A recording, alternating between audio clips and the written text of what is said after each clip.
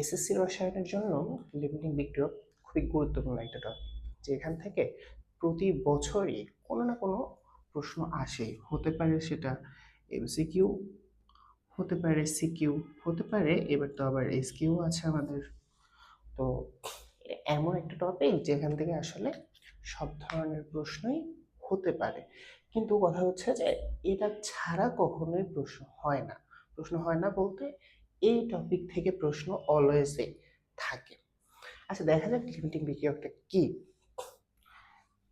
ধরো আমরা যদি একটা বিক্রিয়া, আমাদের যে ফেমাস একটা বিক্রিয়া নিলাম, যে সোডিয়াম ক্লোরাইড সমতা করলে কি আসবে, কিছুটা এইরকম।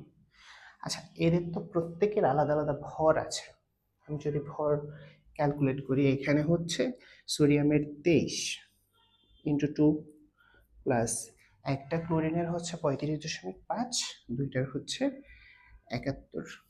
আচ্ছা, আর 46 71 যোগ করলে কত হবে, 6 117 গ্রাম। আচ্ছা, এখান থেকে কিভাবে লিমিটিং বিক্রিয়কটা নির্ণয় করতে পারবো?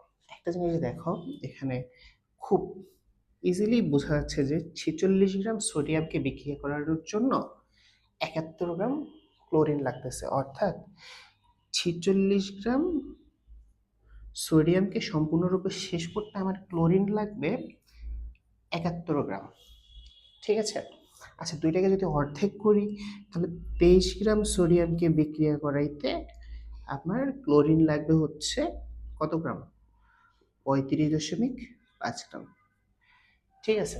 এখন আমার প্রশ্নে বললো যে আমি 23 গ্রাম সোডিয়ামকে বিক্রিয়া করানো হচ্ছে, কিন্তু ক্লোরিন দেওয়া হলো 35.2 গ্রাম, কিন্তু আমার 35.5 গ্রাম লাগতো, অর্থাৎ কম আছে কে? 23 গ্রাম সোডিয়ামের জন্য আমরা দেখতেছি কি ইয়ে লাগবে কয় গ্রাম, ক্লোরিন লাগবে 35.5 গ্রাম, কিন্তু আছে কতটুকু, 35.2 গ্রাম। তার মানে ক্লোরিন কম আছে, তাই না? আর আমরা তো এতটুকু জানি যে রাসায়নিক বিক্রিয়ায় যে বিক্রিয়কটা আগে শেষ হয়ে যায়, অর্থাৎ প্রয়োজনের তুলনায় কম থাকে, সেই কি হয়, লিমিটিং বিক্রিয়ক। ঠিক আছে, তাহলে আমরা এভাবেই লিমিটিং বিক্রিয়ক নির্ণয় করতে পারি খুব সহজে।